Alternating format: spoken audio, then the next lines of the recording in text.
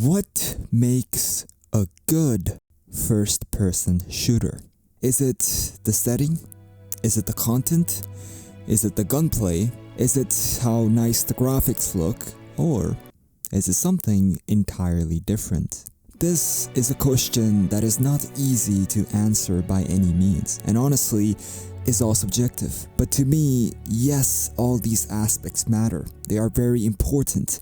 After all, you can't call a game a shooter without the shooting. But I think there's another level inside of this genre, one that transcends this basic mastership of foundations and that separates the likes of Overwatch to something like Doom. And this level is the atmosphere.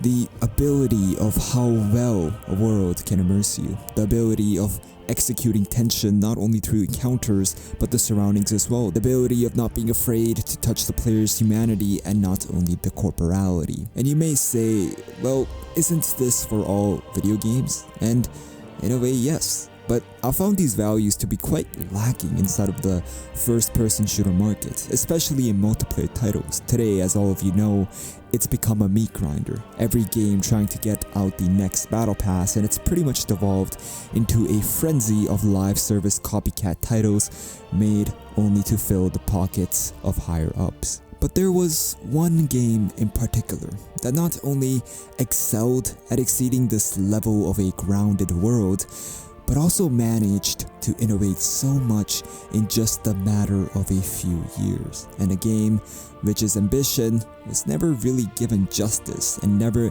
inherited. And well, it's a game that I don't think we'll ever get again. Yes, an experience like Battlefield 1 ever again. They push, we push.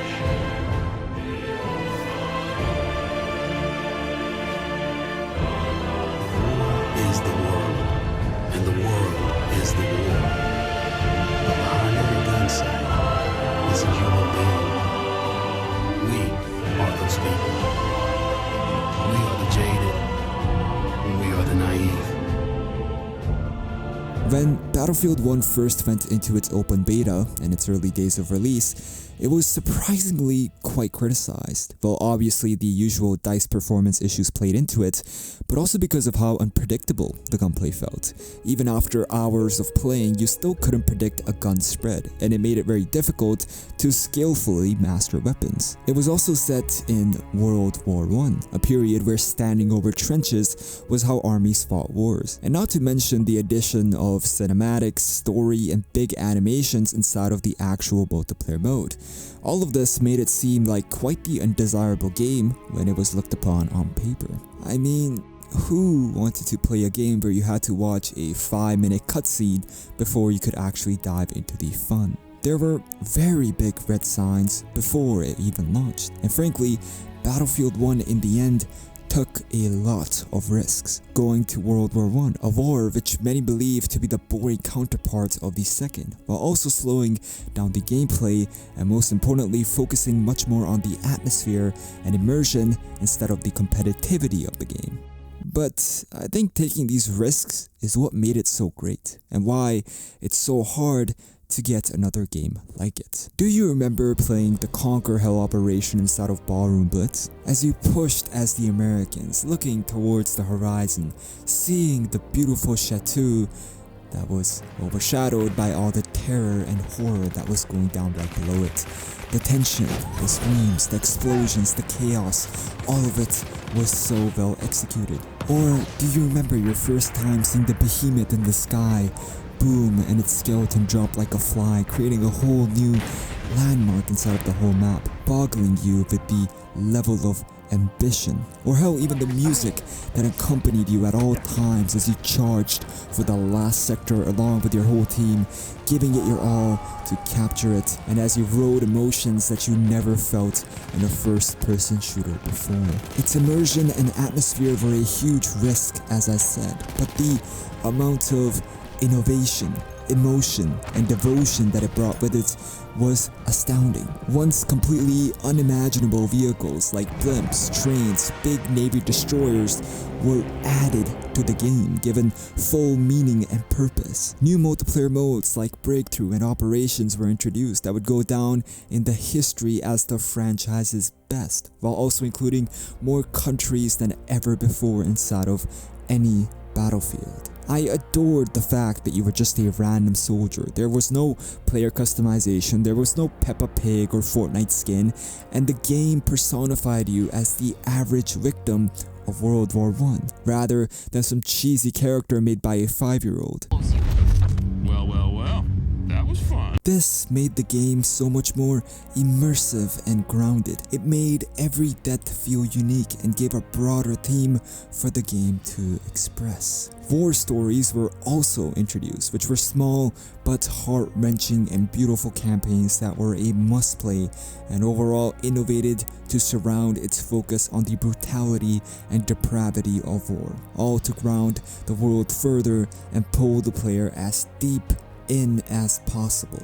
The jump it made from Battlefield 4 was crazy, and the amount DICE innovated is still the largest ever in Battlefield history. It was a video game that felt like the next step and an entry into the next generation of the franchise. This innovation was actually one of the downfalls of Battlefield 5, and it was the lack of it. See, one of the contributing factors at why Battlefield 5 wasn't endorsed like Battlefield 1 was because at a level it felt like a reskin of it, especially as a lot of mechanics, fundamentals, and basics were straight up ripped off of Battlefield 1 with very little or no improvement. They took Battlefield 1's foundation and plagued it with microtransactions, tampered its historical value so much to the point where it makes the whole game absurd, and made its maps so contradicting that they stopped making sense logically or gameplay wise. Nobody wanted to praise it because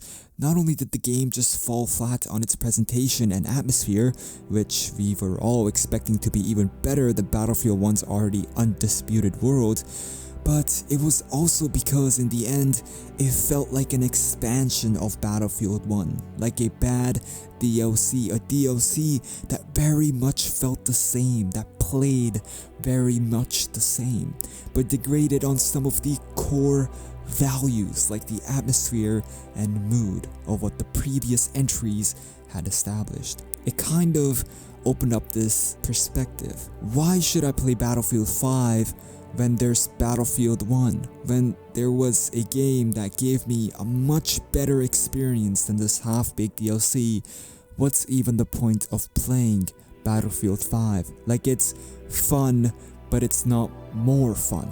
Now, this was at the release, obviously, and with time, Battlefield 5 became a good game. Hell, a very good game after its problems were fixed. But that sense of awe and just wonder was never felt, as it never tried to take any sort of risks and felt more like an expansion to Battlefield 1 rather than a new game in itself. This is why it's getting harder every day to get another FPS like Battlefield 1, because I genuinely believe studios are too safe to innovate and create outstanding experiences anymore. There's no value for risk anymore, and it is so apparent. See, developers are not interested in taking risks anymore. They want the game to be as safe as possible, and this is achieved by taking and using things that have already been tried and tested. The specialist system inside of Battlefield 2042. Why was that in the game? It was because these games were succeeding off of it. The live service formula that's been making the rounds for what feels like forever now. Well, its birth was because of this. Wall, shoot a rocket, and then finish him. Oh shit! No!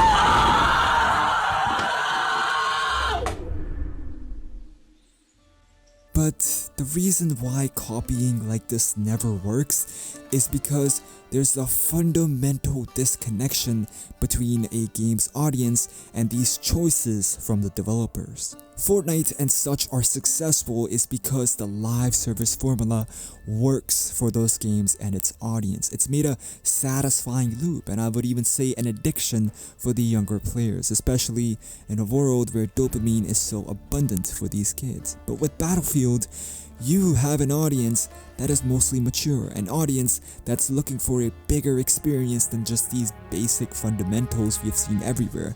And trying to bait them with the same tactics like a live service formula will never work. It's like trying to bait a bear with a cabbage. Just because it works on something else, definitely won't work on the bear. Fundamentally, this lack of risk-taking has created so much fear in the gaming industry that's also primarily due to the executives. Developers today are so scared if they don't meet the criteria that their own bonuses will be cut or even be demoted from their position. But the thing is, all these methods corporations try to use to push these developers to new inventions are actually backfiring and doing the opposite, as it only makes them look towards shortcuts rather than actual creative, innovative freedom. Hell, people who do not even want to develop video games anymore do not even have a choice but to sit there and make them. See, game developers around the software engineering industry don't possess the same skills as somebody who would at Apple. Take even a 10-year vet who's been making games for a long time. He's skilled, obviously, in making video games, but he can't really utilize his genius into other professions because gaming correlates very little with other subjects, and it's basically trapped him. And other developers like him are forced to be satisfied with a very low wage compared to the other software engineering fields. And especially in the end, you see how many hours these people are putting in. They are clearly just being exploited by these big scummy companies, not even mentioning the recent reports of what the toxicity around these workplaces they are engaging in to creatively build these experiences. Today, with everything that's happened with Battlefield 2042, I don't think there's a single developer inside of DICE that really cares about what the game will be as long as they can feed their family. So they pick whatever is popular and expect it to work with another audience. These corporations have basically dumped their employees down to the point where their passion no longer exists, where they no longer even enjoy playing video games themselves. And in my opinion, this will slowly plague to all studios, even Rockstar. And that's how the end of gaming as an art will come to be, when there's only a focus on passing time and not enjoying the beauty and passion behind the curtains. This is also the reason why Battlefield 5 was just so ill received, especially with the rise of certain safe political ideologies in video games. DICE thought it would be the perfect plan that would please everyone, to include disabilities, a British woman with hoof picks, and I don't know, Santa as well inside of World War II. DICE, you could have shown the Red Army's Soviet women, who were very real and historical. 800,000 were the victim of the World War II slaughterhouse, but this lack of passion has derived developers to not even care about their own themes of their games anymore, and go on to make a mockery out of these same concepts they once mastered beautifully, like the immersion and atmospheric value of the world. And it's sad because it's only gotten worse with Battlefield 2042, and I'm not even going to go in depth with it because I think we've all seen it for ourselves. Overall, this lack of risk-taking and passion from studios has pretty much made Battlefield 1 a very extinct experience, especially with the game over 6 years old now, which is so hard to believe. I have yet to play another multiplayer first-person shooter like it. It was one of the only games that gave its battles and fields meaning. It not only provided you with a dopamine rush, but also a thematic one, and gave a new, fresh of breath air to the whole genre that we thought would continue to innovate and become even more impressive, only to now be standing at how sunken in it is in the dirt. I still go back to play Battlefield 1 every single week, I go back to experience that rush as I marched along with tanks, and still to this day stand in wonder as I see the blimp crash down into the land the 100th time again, always being blown away, sometimes quite literally. I go back to hear the screams and horrifying but beautifully crafted audio design, and I go back to most importantly see gaming in its golden age, and I go back sometimes always having the hope that I could experience this game all over again like it was the first time, to see that innovation and ambition blow me away like it did all those years ago. Because truth be told, we're never getting an experience like Battlefield 1 ever again.